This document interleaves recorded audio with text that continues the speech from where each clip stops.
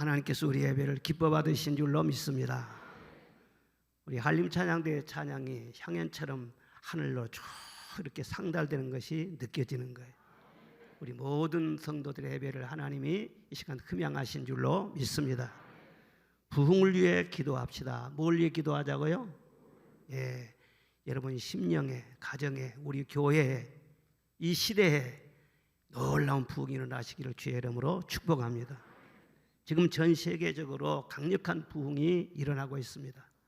미국에서 들려오는 그런 부흥의 소식, 또 남미에서, 인도네시아에서, 아프리카에서, 그리고 우리 한국에서도 어렵다 힘들다 그런 말들을 많이 하지만 부흥하는 그런 교회는 놀랍게 지금 부흥하고 있습니다.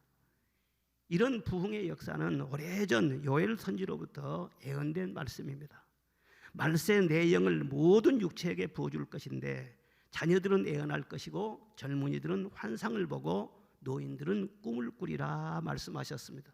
모든 육체, 남종과 여종처럼 비천한 그런 사람들에게까지 주의 영을 부어주실 것이다 약속하셨는데 지금이 말세입니다. 그 약속대로 사모하는 영혼들에게 곳곳에서 이렇게 부흥의 역사를 일으키신 것입니다. 오늘 말씀은 하박국 선지자의 기도입니다. 주여 주의 일을 이 수년 내에 부흥케 하옵소서. 이 수년 내에 나타내시옵소서. 부흥을 달라고 간절히 기도하는 그런 내용입니다. 하박국 선지자는 주전 612년에 남한국 유다에서 활동했던 그런 선지자입니다. 당시 유다는 총체적인 위기에 빠져 있었어요. 백성들이나 지도자나 왕이나 도덕적으로 영적으로 깊이 잠들어 있었습니다. 하나님의 백성이 돼가지고 우상 숭배를 만연하게 하고 술 취하고 음란하고 강포를 일삼고 방탕하고 지도자들은 거짓과 외식과 탐욕과 교만으로 찌들어 있었습니다. 여러분 죄는 언제나 고통을 불러들이는 것입니다. 그러니 많은 영혼들이 깊은 탄식을 하는 거예요. 경제적으로도 피폐해져 있었어요. 나라의 미래를 볼 때 풍전등화와 같습니다. 언제 나라가 어떻게 멸망될지 모르는 그런 위기 속에 빠져 있었습니다. 당시 상황을 보면은 군사적으로 신흥 강대국인 바벨론이 일어났습니다. 그래서 중동 지역 전체를 정복에 들어가고 있었습니다. 그러니까 언제 유다를 먹을지 모르는 그런 위기 속에 빠져 있는 거예요. 그것을 다 내다보고 있는 이 선지자로서 고심이 얼마나 깊었겠습니까? 야, 어떻게 해서 이 문제를 해결할 수 있나? 나라를 구할 수 있나? 어느 한 곳만 썩은 것이 아니라 속에서부터 겉까지 다 썩어져 있는데 하나님의 심판을 피할 수가 없게 됐는데 어떻게 이 나라를 건질 수 있을까? 부흥이다. 부흥이 임해야 이 나라가 살 수 있다. 이걸 생각하는 것입니다. 부흥이 오면은 죄인들이 하나님께로 다시 돌아오게 될 것이다. 부흥이 오면은 우상이 다 태워질 것이다. 부흥이 오면은 여호와로 말미암아 기뻐하고 찬송하고 감사하는 성전 예배가 살아나게 될 것이다. 부흥이 일어나면은 물이 바다를 덮음같이 여호와를 인정하는 것이 온 세상에 가득하게 될 것이다. 주여 주의 일을 부흥케 하옵소서. 주의 일을 나타내 주시옵소서. 이런 모든 것을 다 알고 있었기 때문에 부흥의 필요성을 절감하고 하박국 선지자가 간절히 부흥을 위해 기도한 것입니다. 지금 우리가 사는 이 시대도 예수님께서 말씀하신 대로 음란하고 폐역한 그런 시대예요. 정말 지금이야말로 강력한 부흥이 필요한 것입니다. 부흥이 오면은 가정도 나라도 교회도 다 살아나게 돼요. 부흥이 오면은 새로운 시대가 열리게 되는 것입니다. 자녀들의 마음이 하나님께로 돌이키게 되고 새로운 꿈과 열정을 품게 되고 부흥이 임하면 주의 성령께서 담대함을 주시고 굳건한 믿음을 주시고 성령은 지혜의 영인 줄로 믿습니다.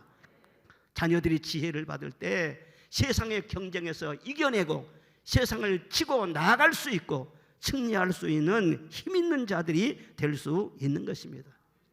부흥이 언제 옵니까? 부흥은 전적으로 하나님이 주시는 것입니다.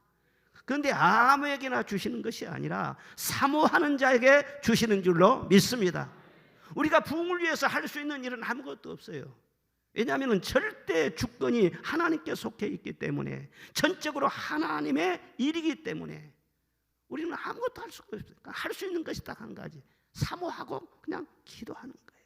가난한 마음으로, 애통하는 심정으로 하나님 우리에게 부흥을 주시옵소서. 이것밖에는 사실 할 것이 없는 것입니다.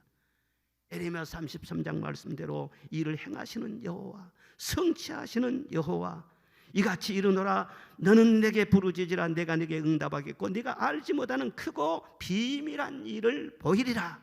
분명히 하나님은 약속하셨어요. 약속을 지키시는 하나님이세요. 하나님이 위대한 일을 이루실 것을 믿고 천폭적으로 신뢰하며 기도할 때 부흥의 시대가 새롭게 열려지게 될 줄로 믿습니다. 사랑하는 여러분, 이 시간 무엇 때문에 이 성전에 와서 예배를 드립니까? 살아계신 하나님 만나기 위해서 예배드리는 줄로 믿습니다. 인생 문제 고민하지 말고, 힘들다고 탄식하지 말고, 혼자 살아남겠다고 바둥거리지 말고, 사람들 의지하다가 상처받고 실망하고 원망하고 그렇게 하지 말고 하나님을 바라보시기를 바랍니다. 하나님이 여러분을 도와주시면 여러분의 앞길이 열려지게 될 줄로 믿습니다. 사태의 세상을 향해서 원망하지 말고 하박국 선지자와 같이 사모하면서 기도해야 돼요. 하나님, 내 심령에 부흥이 오게 하여 주시옵소서. 우리 가정에도 부흥이 오게 하여 주옵소서. 술 취하지 말라 이는 방탕한 것이니 오직 성령의 충만함을 받으라고 했습니다. 어렵고 힘들면은요, 남자들은 45%가 다 술 마시고 방탕한대요. 술 마시고 방탕하고 탄식하면서 세상으로 돌아다니지 말고 하나님을 바라보면서 성령의 충만함 받으면은 영과 육이 다 살아나고 잘 되는 역사가 있게 될 것을 믿으시기를 바랍니다. 우리가 할 수 있는 것은 오직 주 예수 이름으로 기도하는 거예요. 주여 부흥을 주시옵소서. 기도할 때 첫째로는 회개하면서 기도해야 되는 것입니다. 하나님은 거룩하신 분이시기 때문에 하나님의 영이 임할 때는요, 거룩한 곳에 임하시는 것입니다. 그리고 성령이 임하시면 그 심령이 거룩하게 되어지는 것입니다. 부흥이란 하나님 편에서는 성령과 말씀으로 이루시지만은 인간 편에서 보면 회개로부터 시작이 된다는 것을 알아야 돼요. 그래서 세례 요한은 마태복음 3장에서 그랬어요. 회개하라, 천국이 가까웠느니라. 천국이 지금 바로 손을 뻗치면 바로 닿을 수 있는 곳이 가까이 왔다. 회개하면 너는 천국을 경험하게 될 것이라는 거예요. 시편 51편 말씀에 하나님은 상하고 통해하는 심령을 멸시하지 않으신다고 했어요. 세상에 나가서는 사람들 앞에서는 웃고 밝게 살아야 돼요. 그런데 하나님 앞에 나와서는 때로는요, 통해할 수도 있어야 돼요. 그런데 하나님은 절대 그 사람을 멸시하지 않으신대요. 금년이 원산 대부흥운동의 120주년 되는 그런 해입니다. 1903년도에 카나다 출신인 하디 선교사가 저 원산, 저 북한 함경남도 그 지역에 가서 선교를 했었어요. 그런데 이 하디 선교사는 명문대 출신입니다. 아주 지식이 많고 또 잘생기고 아주 엘리트 출신이에요. 열심히 선교를 하는데 이상하게 열매가 없는 거예요. 아무리 노력해도 열매가 맺히지 않은 거예요. 그래서 선교사 몇 분들하고 같이 기도회를 할 때 성령께서 그 마음을 움직이셨습니다. 내가 왜 열매가 없냐? 그건 내 교만 때문이다. 명문대 나왔다가는 우월감, 다른 사람보다 내가 낫다고 하는 그런 우쭐대는 그런 마음, 이것이 바로 부흥을 가로막고 있다는 거예요. 깜짝 놀랐어요. 그래서 공개적으로 내가 이렇게 죄를 지었습니다. 내가 교만했습니다. 회개를 했어요. 그랬더니 거기 모인 선교사들이 너도 나도 죄인입니다. 나도 조선 사람을 무시했습니다. 형제들을 미워했습니다. 막 회개를 하는 거예요. 그래 거기에 성령의 큰 부흥의 역사가 일어났습니다. 그리고 그 부흥의 불길이 계속 번져가지고 4년 후에 1907년도에 평양 대부흥운동이 일어나게 된 것입니다. 그런데 평양 부흥운동도 그렇습니다. 당시에 신학교를 다녔던 길선주 장로님이 있었습니다. 그분은 온 교회가 존경하는 장로님이었어요. 그런데 심령이 참 컬컬하고 답답해요. 은혜는 사모하는데 은혜가 임하지를 않는 거예요. 그래서 괴로워하다가 그 교인들 앞에서요 다 일어나 공개적으로 회개를 했습니다. 몇 년 전에 자기 친구가 세상을 떠나면서 유산을 관리해달라고, 미망인을 잘 보살펴달라고 나에게 돈을 맡기고 세상을 떠났습니다. 그런데 내가 그 돈의 일부를 훔쳤습니다. 나는 도적입니다. 나는 죄인입니다. 막 공개적으로 회개하니까는요, 여기서 저기서 말이죠, 막 나는 그냥 막 술 취하고 내 마누라를 때렸습니다. 나는 간음을 했습니다. 나도 뭘 훔쳤습니다. 사방에서 회개가 터져나왔어요.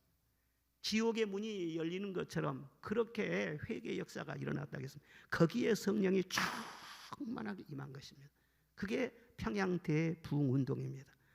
거기서부터 새벽기도 운동이 시작되고 산기도 금식기도가 시작되고 우리나라의 100만 구령 운동이 시작이 되고 12년 후에 3.1 항쟁이 시작된 것입니다.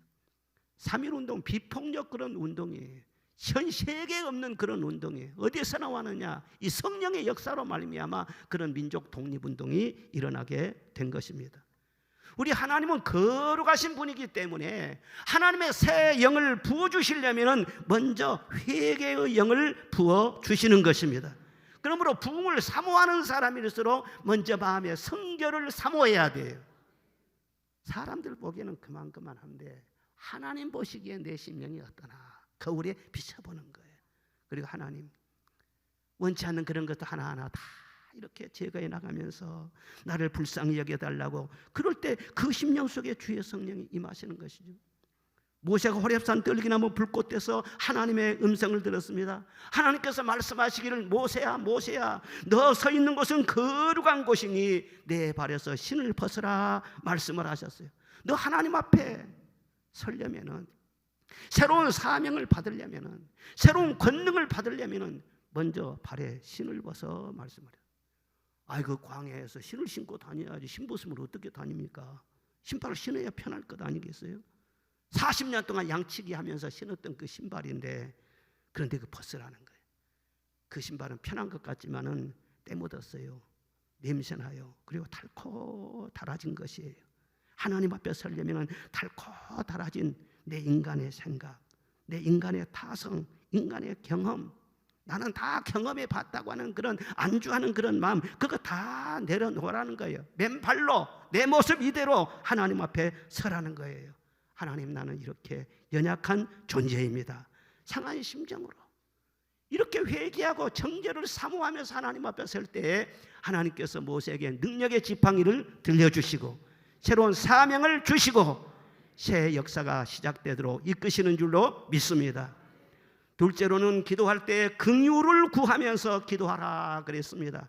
오늘 본문에 보니까 진노 중에라도 긍휼을 잊지 마소서, 그런 말씀이 있습니다.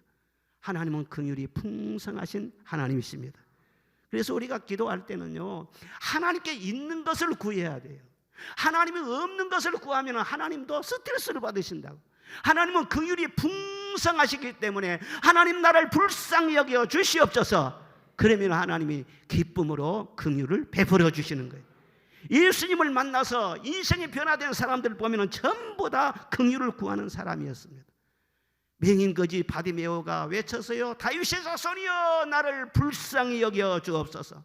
나병 환자들이 소리를 쳤어요. 주여 우리를 불쌍히 여겨 주옵소서. 가나안 여인도 주여 내 딸을 불쌍히 여겨 주옵소서. 불쌍히 여겨달라고, 긍휼히 여겨달라고 그런 소리가 들리면 절대 우리 주님은 그냥 지나치지 않았어요. 반드시 고쳐주시고 자유케 하여 주시고 해결하여 주시는 줄로 믿습니다.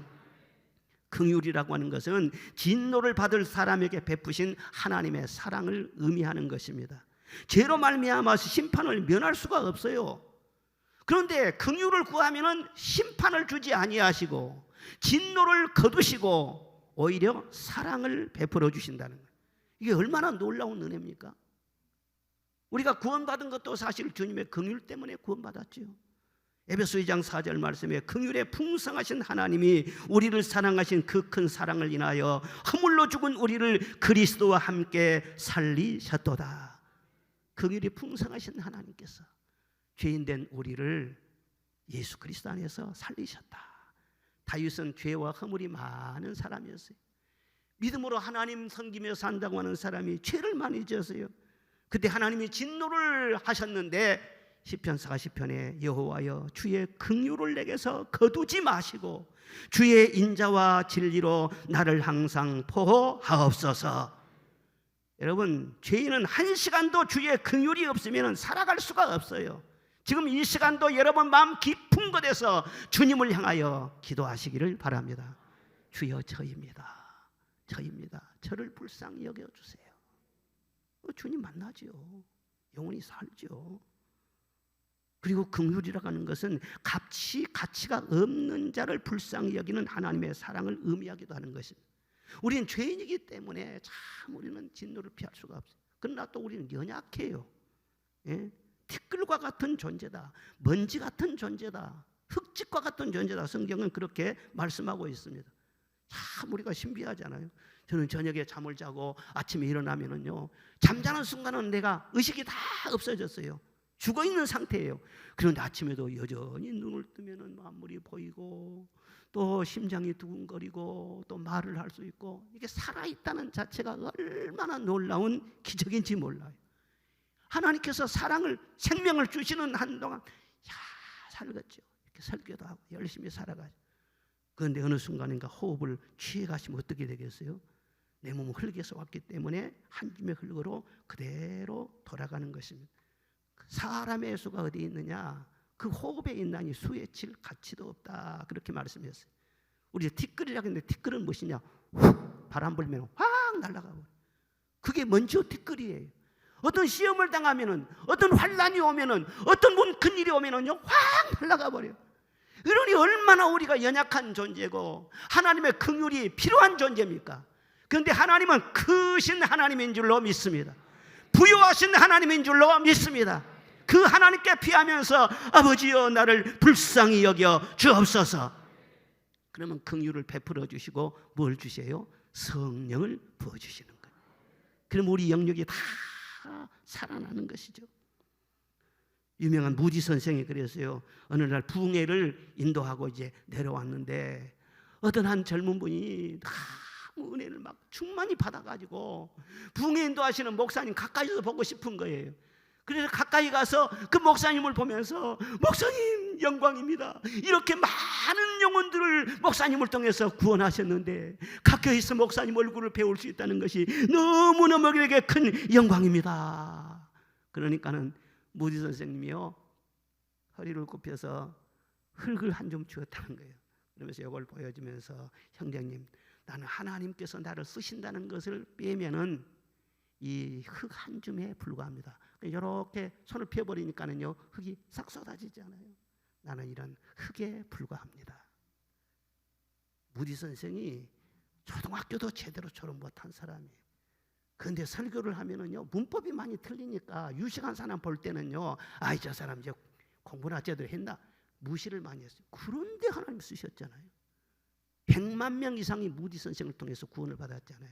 그렇게 겸손하고 하나님의 긍휼을 구하면서 그렇게 약한 마음으로 주님께 매달리니까 하나님께서 그를 쓰신 거 아니겠어요?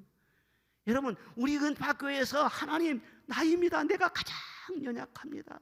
내가 가장 주님의 긍휼이 필요한 존재입니다. 이러면서 하나님의 긍휼을 기다려 보십시오. 이 시간 여러분 심령 속에 부흥이 임하게 될 줄로 믿습니다. 그리고 세 번째로 기도할 때는요, 꿈을 품고 기도하라는 거예요. 뭘 품고 기도해요? 꿈을 품고 기도를 하는 거예요. 부흥이 오게 되면 내 인생은 변할 것이다. 부흥이 오게 되면 내 모든 것은 다 회복이 될 것이다. 그렇죠. 성령 받으면 내 인생의 길이 열리고 하나님께는 영광이 되어지게 될 것입니다. 그런 꿈과 기대감을 갖고 기도해야지.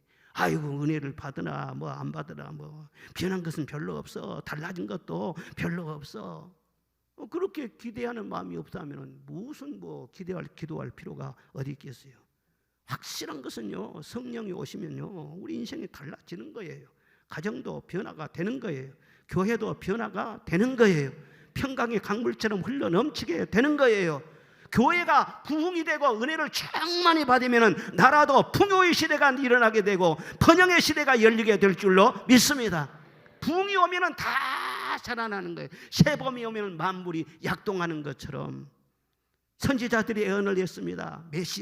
메시아가 오면 새로운 시대가 열릴 것이다. 맹인은 눈을 뜨게 될 것이고 귀머거리는 듣게 될 것이고 벙어리는 말을 하게 될 것이고 저는 자는 사슴처럼 뛰게 될 것이고 빚진 자는 탕감을 받게 될 것이다. 언제? 메시아가 오시면 그때가 되면 예수님께서 그 엄청난 새로운 시대를 가지고 오셨잖아요. 우리를 위해서 죽으시고 부활하셨어요. 그리고 지금 우리에게 성령을 보내주셨어요. 그 성령이 우리에게 임하시면 우리 영혼도 부흥을 경험하게 되는 것입니다.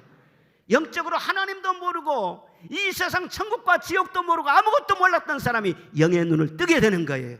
하나님의 함께 하심을 확실하게 믿게 되는 것입니다. 기뭇거리처럼 하나님의 말씀이 들리지를 않았어요. 그런데 하나님의 말씀을 영적으로 깊이 깨닫게 됩니다. 입이 열려서 하나님을 찬양하게 됩니다. 감사할 수 있게 됩니다. 믿음의 말을 할 수 있게 됩니다. 그리고 그 인생의 길이 열리게 될 줄로 믿습니다. 은혜 받으면 변화가 일어나는 거예요. 인생이 달라지는 거예요. 유명한 빌리 그리함 목사님이 부흥회를 쫙 해서 인도를 하고 이렇게 내려오는데 어떤 비판하기 좋아하는 사람이 목사님한테 그러더라고요. 빌리 그리함 목사님, 참 오늘 은혜가 충만했는데 은혜 받아도 사람들은 별로 안 변화돼요. 조금 지나면은 다 옛날로 돌아가고 다 그렇게 되더래요. 그럼 그 부흥이 와도 필요 없다는 얘기예요. 은혜 봐도 필요 없다는 얘기 아닙니까? 그래서 빌리 그레 목사님 웃으면서 그랬대요. 맞습니다. 우리가 목욕을 해도 오래 못 가요. 그러니까 다시 또 목욕하고 자주 하지 않습니까? 은혜 받아도 사람은 역시 연약합니다. 그러니까 자주 은혜를 받아야 되죠. 그렇죠? 날마다 은혜를 받으면 날마다 내 심령의 변화가 일어날 줄로 믿습니다.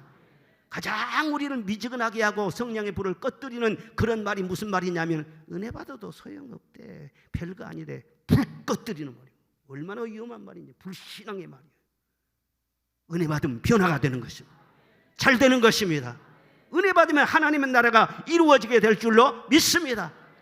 확실한 거 한 가지는요, 은혜 충만하고 성령 받으면요 길이 보이는 거예요.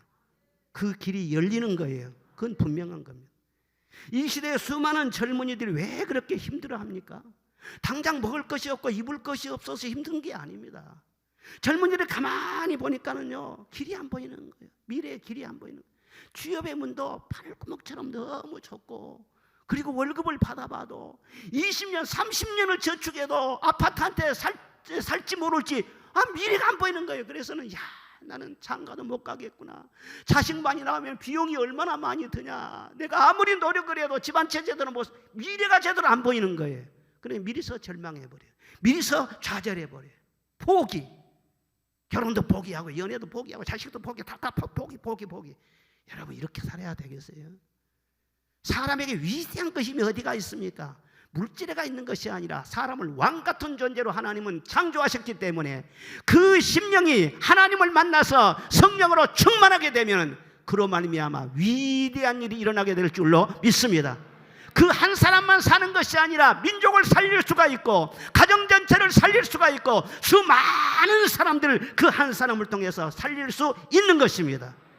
그런데 왜 길을 잃어버리고 그렇게 방황합니까? 이 시대가 그렇게 만들어가고 있어요. 이 시대의 가장 큰 화두는 무엇이냐? 다양성이에요. 말하자면 포스트 모더니즘 시대라는 거, 다양한 거예요. 절대라는 것은 없다. 모든 것은 상대적이다. 그러니까 이것도 포용하고 저것도 포용하고 다 포용한다. 신도 그래요. 신도 많다. 예수님만 메시아라고 하지 말아라. 다른 종교도 인정하는 것이, 그것이 바로 매너가 있는 것이다. 길도 많다. 이리 가도 되고 저리 가도. 그러니까 다양성 또 다 인정하는 것, 상대적인 것 아주 그럴싸하게 들리고 아주 고상하게 들리고 그런 것 같지만은요 너무 길이 많다 보니까는요 정작 내가 가야 할 길을 모르는 거예요. 이리 갈까 저리 갈까 방황하는 거예요. 가치가 너무 많다 보니까 뭐가 참신인지를 모르는 거예요. 그래서 이리 끼우다고 저리 끼우다고 그러는 거예요. 불쌍합회 가면은 이렇게 하고 교회 오면 또 아멘 그리고 다 인정을 하는 거예요. 이것이 바로 혼합 종교고 길을 잃어버린 이 시대의 영적인 가장 큰 문제인 것입니다. 그런데 성령이 임하시고 부흥이 오시면은요 하나님의 살아계심이 확실하게 드러나는 것입니다. 그분만이 구원이시고 나의 능력이시고 나의 반석이시고 나의 피할 바위가 되시고 그분만이 나를 참 사랑하시고 내 인생을 책임진다는 것을 확실하게 믿게 되는 것입니다. 그리고 하나님 한 분이 내 인생을 책임져 줄 것입니다. 나를 인도하여 줄 것입니다. 우리는 고백을 할 때 먼 미래를 보면서 가는 것이 아닙니다. 예수님은 나의 길이요 진리요 생명이라고 믿습니다. 그래서 내일 일은 난 몰라요.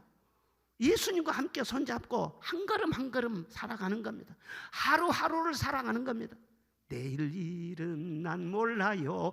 하루하루 살아요. 그렇게 살다 보면은요 한 달 살아가고 1년을 살아가고 평생을 쭉 인도해 주신 줄로 믿습니다.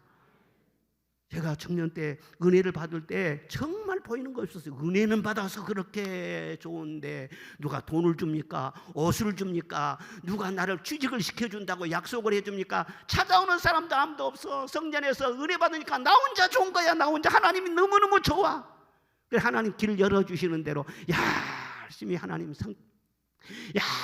열심히 사명 감당하기 위해서 막 꿈을 꾸면서 막 공부도 하고 한 걸음 한 걸음 살아왔어요. 그랬더니 수십 년 지난 후에 말이죠. 그 어느 것 하나 주의 손길 안 미친 것 전혀 없네.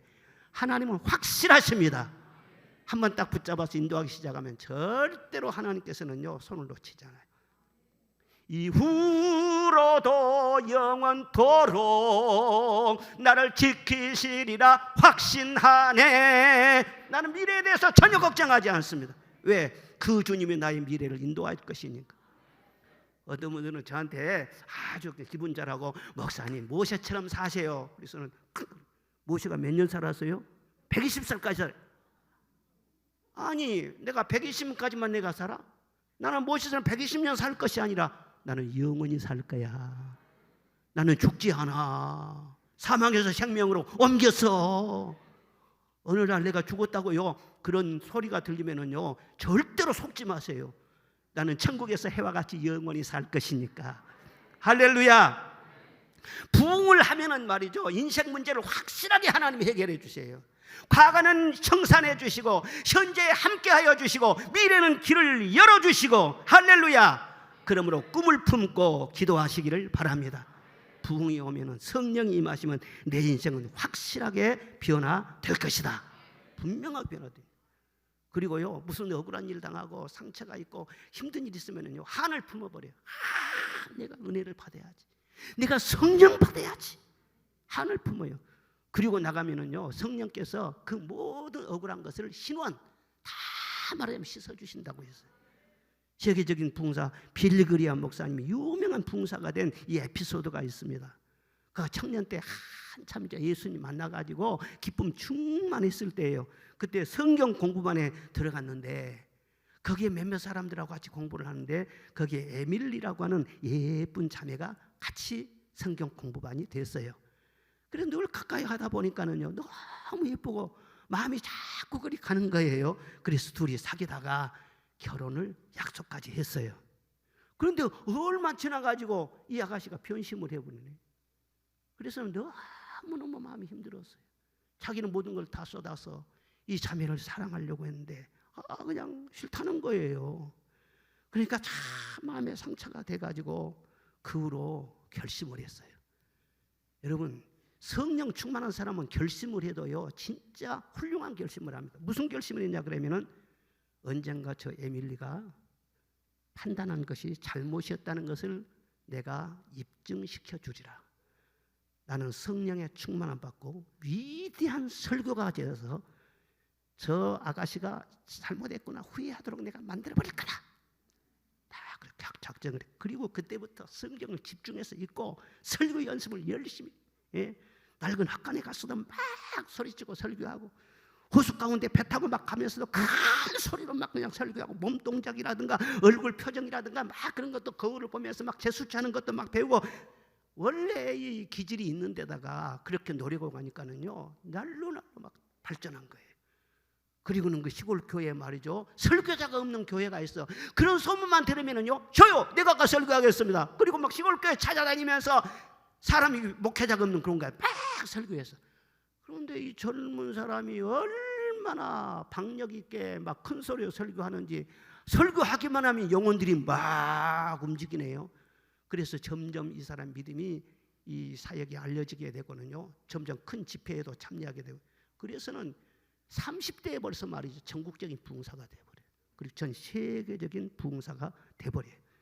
그리고 그 후에 누구를 만납니까? 루스 벨이라고 하는 선교사님 딸, 믿음이 아주 뛰어난 그 딸을 만나가지고 정말 그 사모님의 이 배필로 인해서 이 보살핌으로 인해서 그분이 세계적인 부흥사가 되었다. 자기 스스로게 막.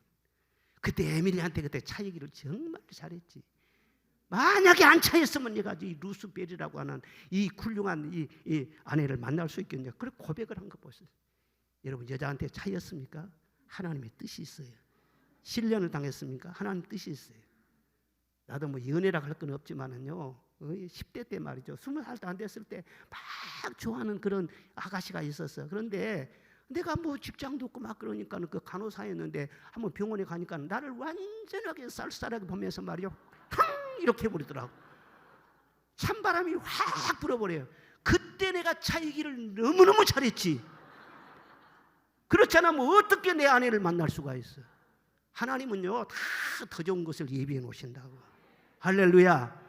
무슨 억울한 일을 당했습니까? 실패했습니까? 누구한테 비방을 당했습니까? 병들었습니까? 여러분, 절대로 혼자 속상하게 생각하지. 그리고 사람을 향해서만 내가 복수하리라 막 하면서 두고 보자, 절대로 그렇게 하지 마. 그건 못나는 사람들의, 실패자들의 그런 말들이에요. 우리 세상에서 어떤 자극된 일을 만나면은 하나님께 향해야 될 줄로 믿습니다. 내가 성령 받으리라, 내가 부흥하리라, 하나님의 축복을 받으리라, 한을 품고 기도하는 거예요. 가난합니까? 한을 품고 기도하면서 성령 받으시라고. 그러면 하나님께서 이름을 부유하게 만들어 주시는 것입니다.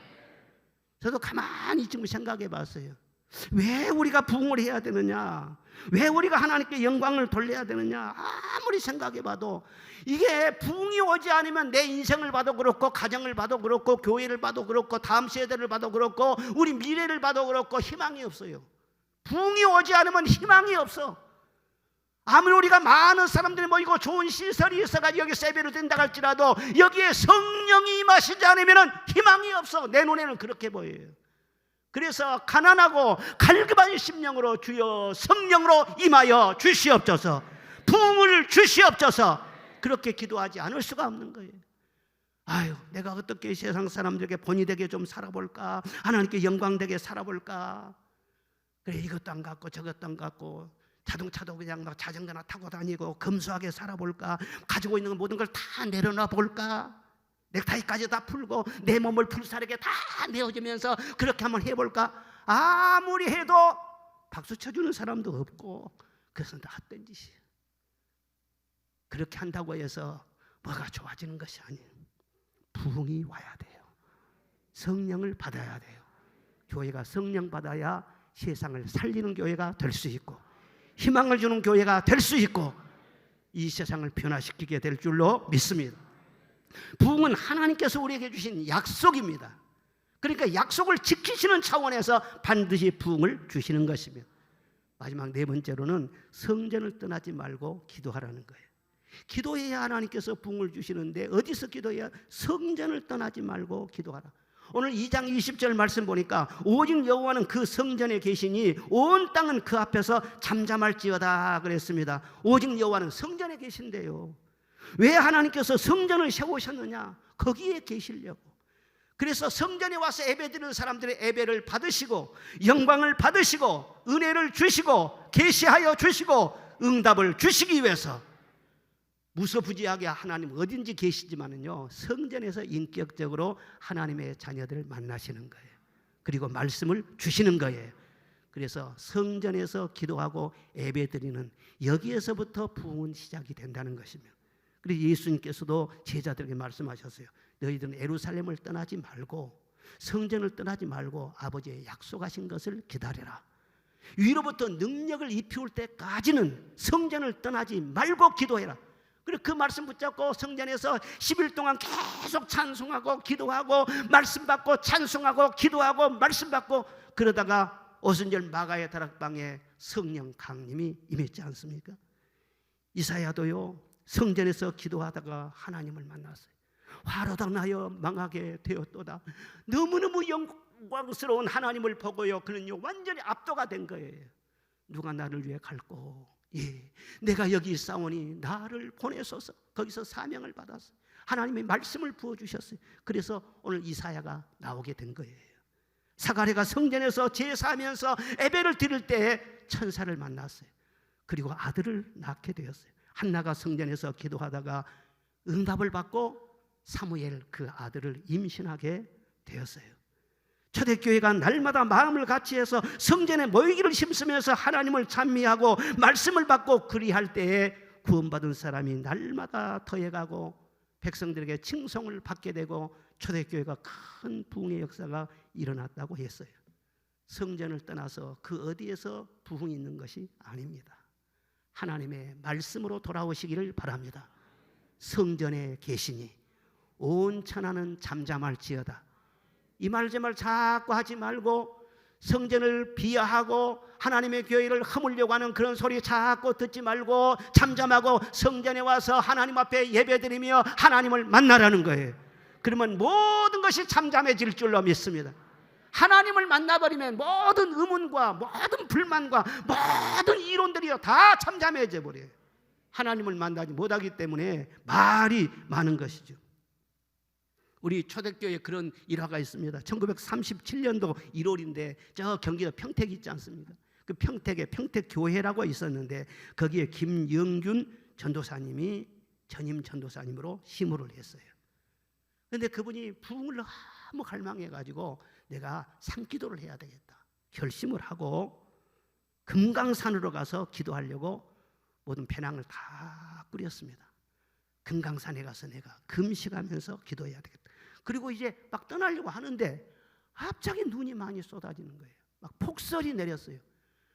그때 당시에는 뭐 차도 뭐 변변치 못하고 멀리 간다는 게 폭설이 내리고 그러면 위험하잖아요. 그러니까 교회 재직들이 말렸어요. 전도사님 가지 마세요. 가다가 무슨 변을 당하면 어쩌려고 그래요. 막 못 가게 말리는 거예요. 그래서는 할 수 없이 금강산을 포기하고 성전에 머물면서 기도하기로 작정을 하고 하나님 앞에 기도하기로 시작을 했습니다. 그런데 의외로 성전에서 기도할 때 뜨거운 성령의 불을 받게 됩니다. 새벽 기도 때 특별히 성령의 강력한 임재가 있었습니다. 그리고 전도사님이 막 불을 받으니까는요, 거기 참여한 성도들이 이렇게 다 막 불이 번지는 거예요. 그래가지고 그 교회가 큰 부흥의 역사가 일어나고 죄인들이 회개하고 막 가족적으로 주님께 돌아오는 그런 부흥의 역사가 있었다는 거예요. 지금 미국에서 일어나고 있는 에즈베리 그 부흥운동도 그러지 않습니까? 그 설교자가 말이죠, 하나님의 사랑을 전했어요. 여러분 사랑해야 되죠. 그럼 먼저 하나님의 사랑을 받아야 사랑할 거 아니에요. 하나님의 사랑으로 충만해야 그 사랑이 넘쳐서 다른 사람을 사랑할 수 있게 될 거 아니에요. 하나님의 사랑을 받으세요. 그것만 강조했어요. 하나님의 사랑을 받으세요. 사랑을 받으세요. 하나님의 사랑으로 충만해지기 전까지는 이 성전을 떠나지 마세요. 사랑 충만할 때까지 이 성전에 머무르세요. 그리고는요, 그 설교자는요, 설교 끝난 다음에 자기는 나가버렸어요. 자기는 나가버렸어요. 그런데 거기에 많은 학생들이 있었는데 많이 떠나가고 19명, 찬양 사역자 1명, 다른 학생들 18명, 그 학생들이 남은 거예요. 말씀대로 우리에게 사랑을 채워주세요. 채워주세요. 성전을 떠나지 않고 계속 기도한 거예요. 그리고 밤이 맞도록 기도하다 거기에 불이 임한 거예요. 부흥이 임한 거예요. 부흥이 임하니까는요, 이건 뭐 모든 이성과 모든 인간의 경험과 이것도 완전히 초월하거든요. 그래 막 학생들한테 막 전해준 거예요. 여기 지금 부흥이 일어났다. 빨리 와봐. 그래 학생들이 계속 모이게 되고 점점 소문이 퍼져나가게 되고 수만 명이 거기 가서 부흥을 경험하고 거기에서 부흥의 불이 전 세계로 막 확산되고 이 성전을 떠나지 말라. 하나님을 기다려라. 그 말씀에 순종하는 사람들에 의해서 부흥이 시작이 되고 지금도 계속해서 번지고 있는 것입니다. 우리 교회는 성전 예배를 중요시하는 예배입니다. 그 지긋지긋한 코로나 시대에도 단 한 번도 성전 예배를 밤이나 낮이나 새벽이나 그런 적이 없습니다. 하나님이 기억하실 줄로 믿습니다. 지금도 이 성전에서 예배드리는 여러분에게 성령의 역사하심을 믿으시기를 바랍니다. 그리고 어느 순간 계속 사모하고 계속 열망해 나갈 때 정말 감당하기 어려울 정도로 폭포수 같은 강력한 성령의 임재가 여러분 한 심령 사로잡게 될 것입니다. 그래서 여러분 뜨거워지는 정도가 아니라 한 사람 한 사람이 불덩어리가 되어서 나가는 곳곳마다 세상을 변화시키는 그런 역사가 이 처단에서부터 일어나게 될 줄로 믿습니다. 부흥은 하나님의 일입니다. 우리가 할 것은 아무것도 없습니다. 오직 해야 될 것은 무엇이냐? 기도밖에 없습니다. 기도의 응답으로 하나님 부흥의 선물을 주실 줄 믿고 포기하지 말고 끈기 있게 오직 주님을 바라보면서 하나를 위해서 기도하시기를 바랍니다. 주여 내게 성령을 부어 주시옵소서. 주여 우리에게 부흥을 주시옵소서. 그럴 때 우리는 다 살게 될 것입니다.